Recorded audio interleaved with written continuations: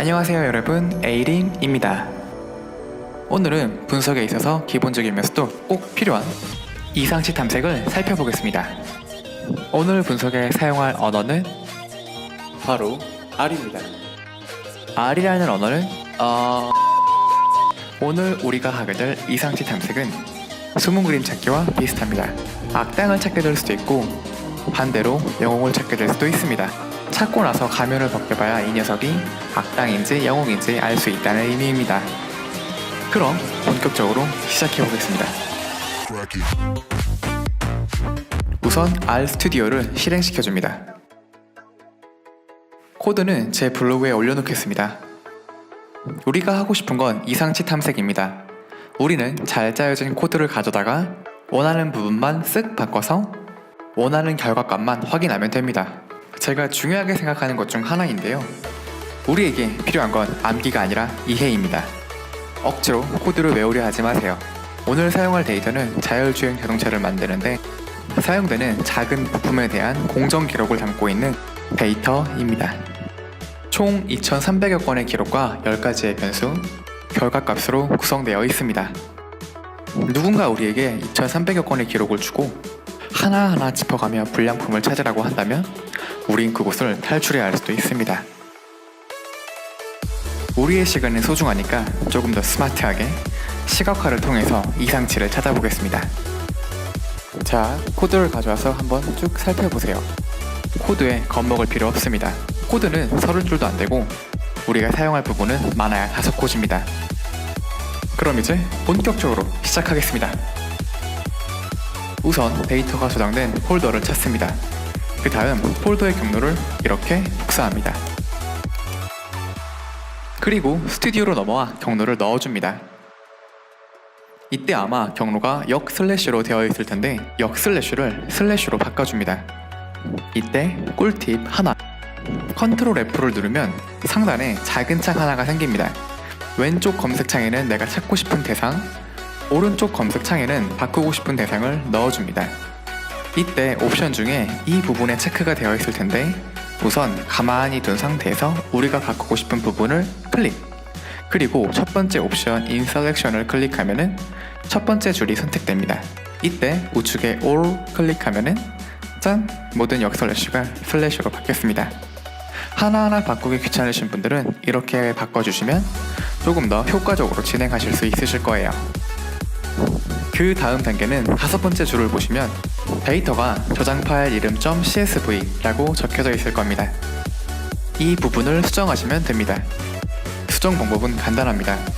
여러분의 데이터 파일 이름을 보고 그대로 가져오시면 됩니다. 이제 거의 다 왔습니다. 마지막으로 수정하실 부분은 조금 사소한 부분입니다. 여기와 여기 이 부분에 그래프에 대한 이름을 넣어줄 겁니다. 그래프 이름은 여러분이 원하는 이름으로 넣어주시면 끝입니다. 어떻습니까? 코드는 정말 별거 없습니다. 하지만 우린 이 별거 아닌 코드로 엄청난 발견을 할 수도 있습니다. 자, 함께 보시죠. 다시 첫 번째 줄로 올라와서 코드를 한 줄 한 줄 실행시켜 보겠습니다. 우측 아래 그래프가 생겼습니다. 이 그래프는 4분위수라는 대표적인 이상치 탐색 그래프로서 데이터를 크기 순으로 나열한 다음 4등분한 값을 보여줍니다. 이 표에서 우리가 살펴볼 곳은 이곳입니다. 이 부분이 우리가 찾는 이상치를 보여줍니다. 살짝만 봐도 이상치가 꽤 있음을 알 수 있습니다. 그 다음은 분석 방법 중 가장 많이 사용된다는 회귀 분석을 통한 시각화로 이상치를 찾아보겠습니다. 9번째 줄부터 다시 코드를 쭉 실행시켜줍니다. 그리고 16번째 줄까지.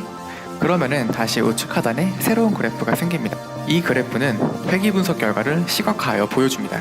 일정한 패턴을 가진 데이터들과 그렇지 않은 듯한 데이터들이 눈에 들어옵니다.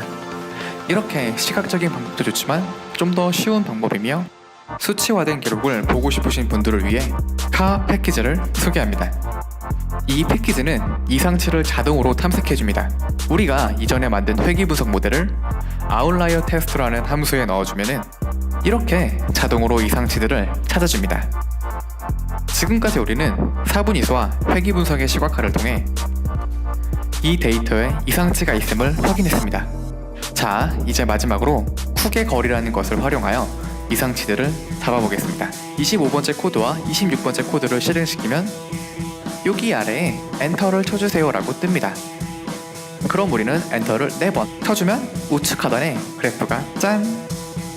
이 그래프는 쿡의 거리를 통한 이상치 탐색을 보여줍니다. 이 빨간 점선을 벗어난 점들이 꽤나 수상한 녀석들이라고 보시면 됩니다. 쿡의 거리를 활용한 이상치 탐색 두 번째 방법. 28번째 코드부터 30번째 코드를 실행시켜주시면 이전 방법보다 좀 더 디테일한 그래프가 보여집니다. 여기서는 이상치로 판정된 기록을 뽑아보겠습니다. 33번째 코드부터 36번째 코드를 실행시켜주시면 총 113개의 이상치들이 잡힌 것을 확인할 수 있습니다. 이때 우측 상단 아웃라이어 데이터를 클릭하시면 이렇게 이상치로 잡힌 녀석들을 확인할 수 있습니다. 자, 우리는 총 3가지 방법, 사분위수, 회귀분석, 쿡의 거리, 이상치들을 다양한 방법을 통해 살펴보았습니다. 왜 3가지나 되는 방법으로 이상치를 찾았을까요? 이상치를 100% 확신할 수 있는 방법은 없습니다. 그저 다양한 관점에서 데이터들을 살펴보고 더 확실한 이상치인 녀석들을 찾아가는 과정입니다. 우리는 정답이 없는 문제 속에서 진짜 정답을 우리 스스로 정의해 나가는 것이 바로 이상치 탐색입니다. 오늘 한 코드와 자세한 설명은 코드의 주석으로 남겨놓겠습니다. 절대 외우지 마시고 코드가 어떻게 흘러가는지, 내가 수정해서 쓸 부분은 어디인지를 곰곰이 생각하시면서 코드를 사용해주세요. 지금까지 에이림이었습니다. 감사합니다.